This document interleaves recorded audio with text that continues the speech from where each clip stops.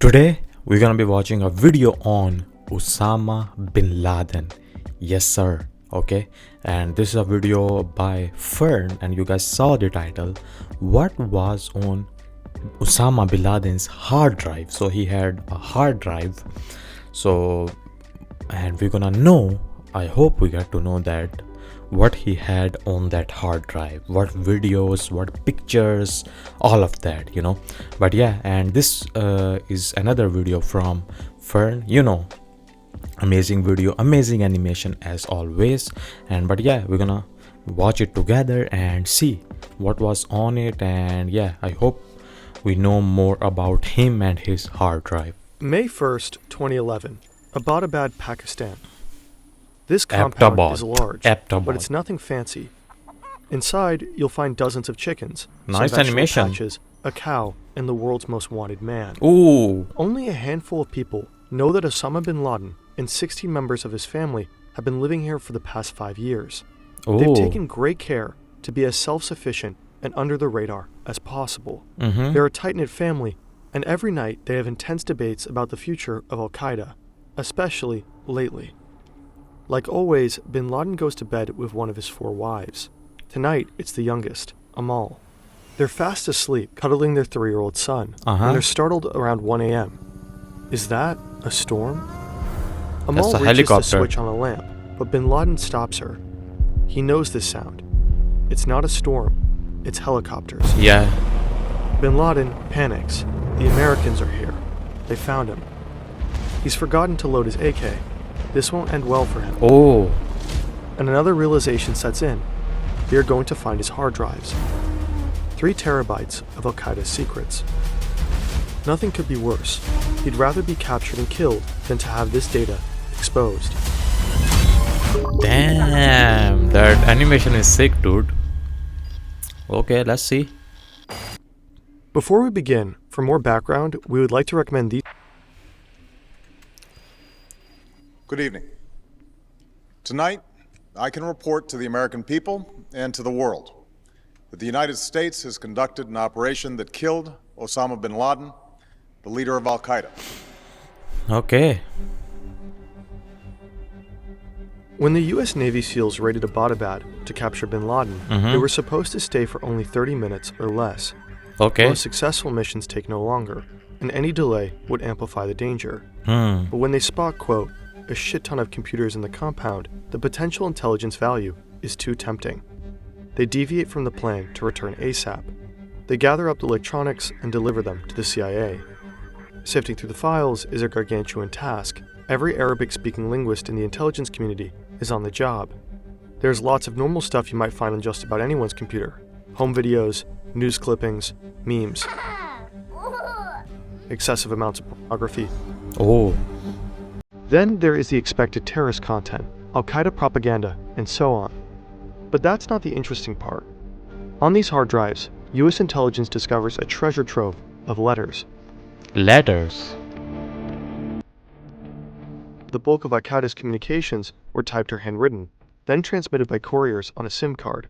For security reasons, bin Laden did not have internet access the whole time he was in hiding. Oh. The letters were exchanged through what Al-Qaeda called a closed circle.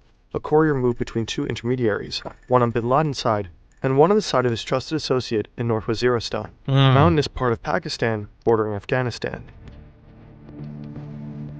Security measures were so stringent that the courier did not know about the letters he was transmitting, and bin Laden never met him or knew who he actually was. Using couriers was cumbersome and dangerous, but it worked. For 10 years, bin Laden successfully remained hidden, and the world was in the dark when it came to Al-Qaeda.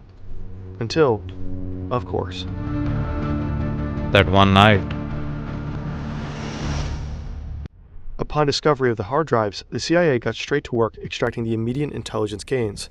What they found, they acted upon quickly. For example, the files helped them locate Al-Qaeda's chief operations officer in Pakistan's tribal regions.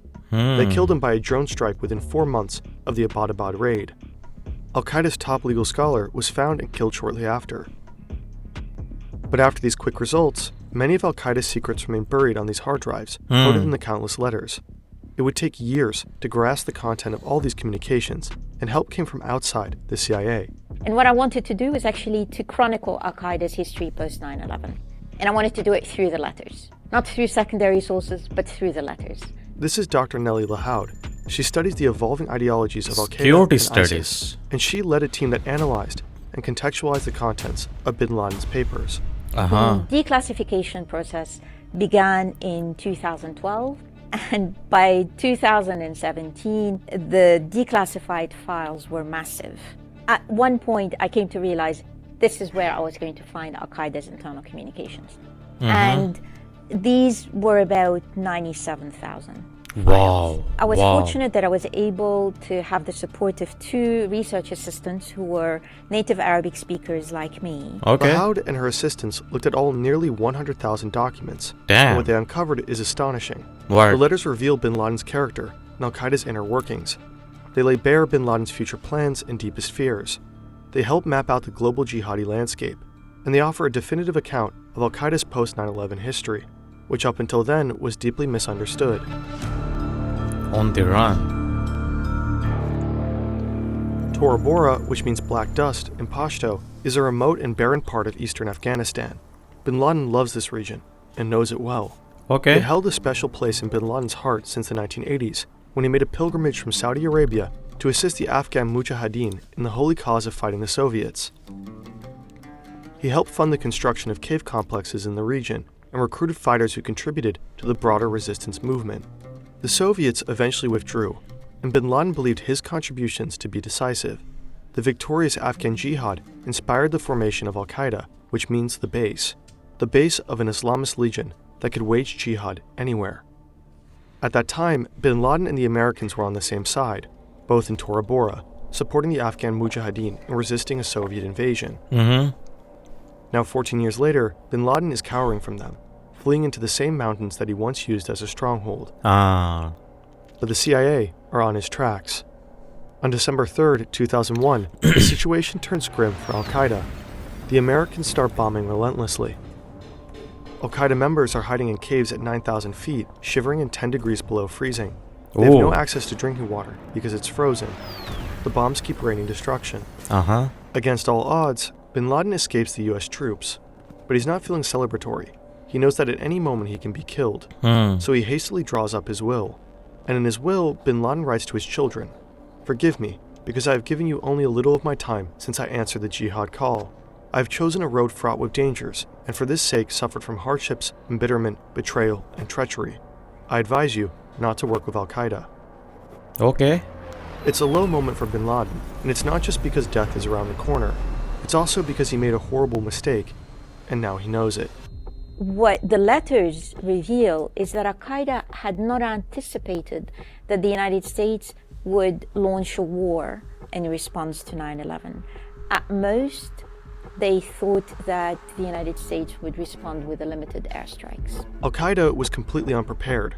They didn't even have a plan A. Bin Laden made a huge miscalculation. He believed the United States was fundamentally weak, a paper tiger with no real bite. Not all jihadis suffer from this delusion. In a council shortly before 9/11, high-level jihadis and Muslim religious authorities warned bin Laden that the Americans would attack the whole Middle East if he launched an attack on US soil. Oh. But he waved off their concerns confidently. He was certain that the United States didn't have the resources for a counterattack. Bin Laden's stated purpose of 9/11 was to serve as a decisive blow to force the United States to withdraw its military forces from Muslim-majority countries. Okay. Well, quite the opposite happened. Yeah, it became more, huh? Now bin Laden had no choice but to acknowledge the true power of his sworn enemy. Several key Al-Qaeda members are already dead, captured or displaced into unfriendly countries. The Taliban, who has been aiding Al-Qaeda, has fallen rapidly, but it would take bin Laden years to publicly admit his mistake. For their part, the United States also misunderstood the power of their enemy, but in their case, the opposite was true. They believed Al-Qaeda was far more powerful than it actually was. In hiding. Up until bin Laden's death, Al-Qaeda was widely perceived to be the major player in the global jihadi landscape. 9/11 shocked the world. Yeah. It was assumed that only a very powerful network could harm the world's greatest superpower in such a devastating manner. Most people believed Al-Qaeda was still pulling the strings when it came to other Islamist terrorism. The Madrid and London bombings of 2004 and 2005 were falsely reported to have been orchestrated by the group. And for a while, bin Laden fed that narrative, publicly cheering on jihadis and allowing people to believe that he was calling the shots. Al-Qaeda continued to release public statements, which allowed them to project strength that they did not have. They fed the illusion that the jihadi landscape was a united front. But the papers show that the post-9/11 reality looked quite different. So when bin Laden disappeared from the scene, we learned that he stopped communicating with his associates for about 3 years. Now, he was watching the news, he was releasing public statements, but so he was just alone. What was happening in the world of Al-Qaeda itself, because he was hiding. Between 2004 all the way to 2011, all the letters make it absolutely clear that Al-Qaeda did not have the resources and did not have the personnel to mount international terrorism. Quote-unquote successful jihadis capable of international terrorism were in almost all cases operating independently of Al-Qaeda. From the outside, the movement appeared to be united under Al-Qaeda, but in reality, the network was riddled with internal divisions. Al-Qaeda was at constant odds with affiliate groups because of differing strategies, power struggles, and serious trust issues. Later letters show that much of Al-Qaeda's post-9/11 focus was on managing these tensions. In highly bureaucratic Al-Qaeda memos, you can tell that bin Laden's educational background is in business administration and not religious scripture. He's a hands-on boss with a tendency to micromanage, running Al-Qaeda like a failing company. He's preoccupied with the competition, with rebranding, with PR scandals, and with potential mergers. He's anxiously trying and failing to control the affiliate groups. He's afraid different strategies are tarnishing the Al-Qaeda brand. These groups ended up focusing their attention locally, and in the process, they mounted many indiscriminate attacks that saw many Muslim casualties. And this upset bin Laden deeply. Many, if not probably all these attacks, were not authorized by bin Laden or the top leadership of Al-Qaeda. We find bin Laden and his associates remarkably calling for less terrorism rather than more terrorism out of these groups. But this isn't to kind of paint them as being, peaceful makers. They wanted the attacks of all these groups to be targeting the United States. The United States' counterterrorism efforts didn't reflect... So, his kind of aim was to have some kind of terrorism in the United States, but he did not want any kind of attacks on himself, Al-Qaeda, or all his community, you can say, where he was living, or any Muslim people. He did not, or wherever he was living, he did not wanted US especially to attack them, but he was mostly fighting against US, not any other Muslim countries or Muslim people, or in his own place. He did not wanted any kind of terrorism or bombs or anything like that there. So after the US did some kind of a drone or anything like that, drop bombs, and they killed many Muslims, so then he was angry. So then he was like, yeah, now I really wanna do more damage to US. Maybe that's why he did 9/11, all that, but who knows, he was the actually one who did the 9/11, but many people say that he was the one responsible for it. But for now we know that he really wanted to fight US, and he hated that Muslims were dying. The Americans believed that Al-Qaeda was growing stronger by the day. They were fixated on Al-Qaeda as the main threat, pouring a huge amount of resources into finding bin Laden. And just after the 9/11 attacks, the Bush administration passed the authorization for the use of military force. This legislation allowed military force to be used against anyone considered to be associated with the attacks, without requiring explicit approval from Congress. If a jihadist could reasonably be linked with Al-Qaeda, then military activities in the region could be pursued more swiftly. Meanwhile, other, more threatening jihadi groups were growing in strength, outside the purview of the Americans' enormous military resources. As a result, in 2014, Al-Qaeda was overtaken by a rival jihadist group. A group that was formerly an offshoot, they had broken away, largely due to strategic disagreements. Bin Laden tried and failed to keep that group under control, but after a point, they simply stopped responding to his letters. Oh. That group is now known as ISIS. Okay, yeah. The letters reveal We all another know that. fascinating delusion of bin Laden. I also thought that that might be ISIS, the one he said that after bin Laden was, hiding for too long, another group came. So I was like, will that be ISIS? So yeah, that is ISIS. Also, but I don't know at this time who is the biggest group and all that. But ISIS is still strong, I think. Which helps so. explain why he was ultimately captured. So he got very weak. Al-Qaeda got very weak, I guess. For nearly a decade, bin Laden has been on the run from the US. His entire life and the lives of his family members are focused on evading capture. It pains bin Laden that his family is stuck in hiding.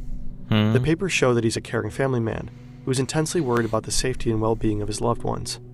He might be a mass murderer, but he reads his grandkids stories every night. Oh. It's a tough life in isolation, but his careful security measures have kept him safe. At one point in 2010, bin Laden receives a letter that one of his couriers might have been captured. This would compromise everything. That's But- not good. Instead of really starting to pack his bag, he chose to stay where he did. Why? He did not run. Bin Laden had a soft spot for his family. At that time, his wife, who was detained in Iran, as well as his son, were released and they wanted to join him. So bin Laden's role as a kindly patriarch may have been the reason for his ultimate downfall. He was too wrapped up in his family matters to give the courier threat his full attention. Oh. But there was another reason, something completely unexpected. A world historical event. Not he nor the world at large saw it coming. Suddenly, bin Laden's obsession with security took a backseat role because his attention shifted. In December 2010, a wave of uprising thunders throughout the Arab world. People are fed up with corruption, poverty, and authoritarianism. The Arab Spring sends shockwaves through the Middle East and the rest of the world. The initially peaceful protests turn deadly. Governments are overthrown. Civil wars erupt. At first, bin Laden is overjoyed. The people are demanding the removal of corrupt dictators, which he and other jihadists have been advocating for years. Oh. Bin Laden sees a power vacuum, and he plans to fill it. He's long wanted to instigate regime changes in the Arab world. After all, that was the whole point of September 11. The United States was backing authoritarian regimes in Muslim-majority countries like Egypt and Saudi Arabia. The attack was meant to force them to retreat from the region. Then their puppet regimes in the Arab world would fall, and Al-Qaeda could swoop in and install Taliban-style utopias. And now the people are overthrowing these regimes themselves. What could be better?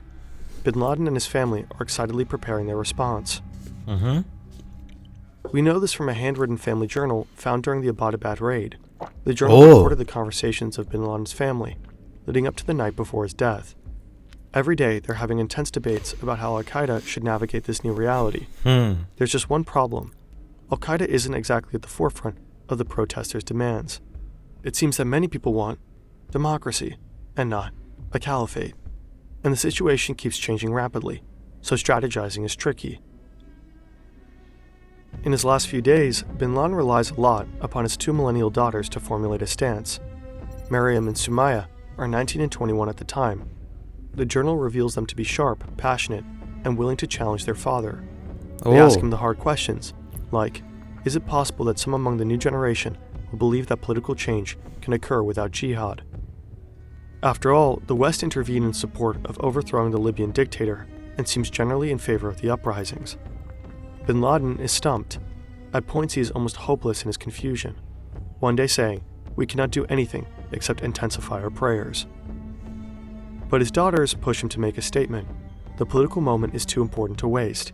So the role of his daughters was remarkable, and we find in the letters by various family members that Maryam and Sumaya, to quote one letter, worked very closely with their father, and their writings were broadcast on TV, meaning that it was their work, their writings that bin Laden had delivered in his public statement over the years. So clearly they were doing the heavy lifting at home. They were all on the same page in terms of their loyalty to jihad, their loyalty to their commitment, rather.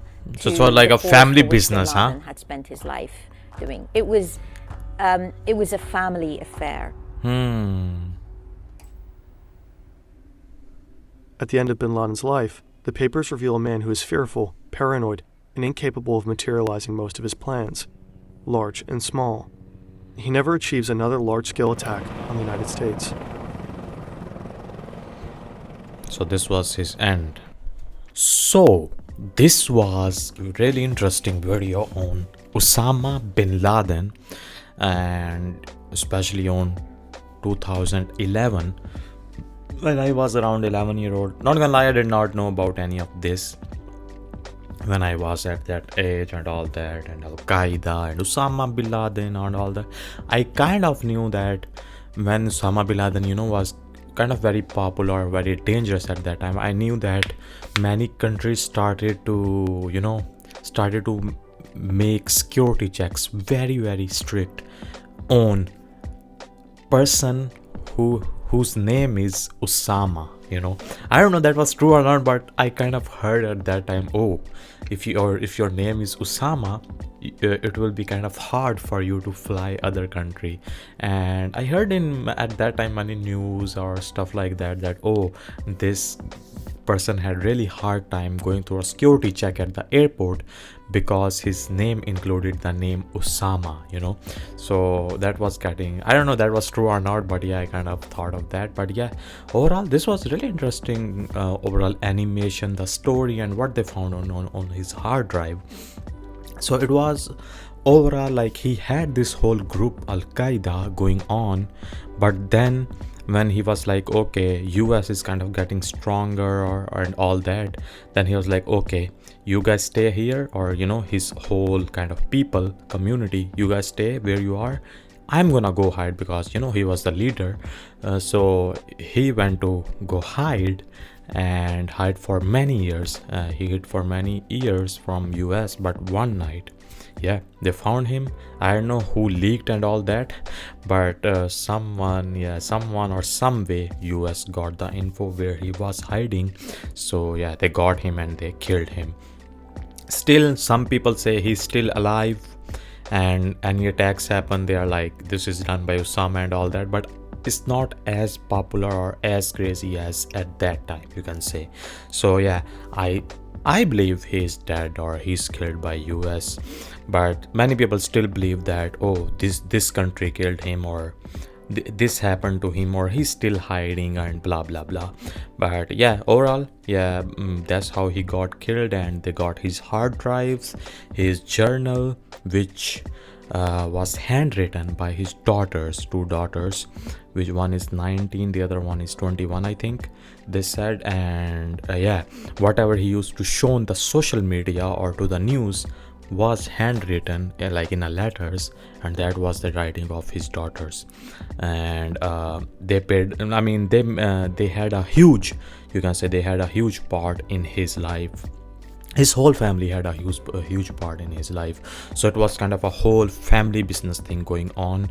Like he was also controlling or having all these terrorism attacks out of country in US, but he had also to deal with his family, or had some love, or do the family things, all that. But so I guess, as they said in the video too, he was getting too into his family timing. He was giving too much time to his family, and his Al Qaeda, which was his group, started to become weak, and at the end he was the only one left, and US became more stronger. Even ISIS became more stronger than Al Qaeda by the time by 2011, because he was hiding for so long.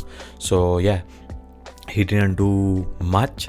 He was not able to do much. So yeah, ISIS became more strong, US became more strong. So yeah, they got him, they killed him. And W's to that woman, that Saudi woman, and her assistant, to go through almost 100,000 pages of letters and documents to tell to the media what he was thinking, what they were doing, what he was planning, what he used to write in, all that. But yeah, overall, W animation, W overall video by Fern. Yeah, and we learned, yeah, we got to know that what was his plan, what he wanted to do, what he used to do, and what kind of a man he was, you can say. But yeah, overall, amazing video, and I'll see you guys in the next one.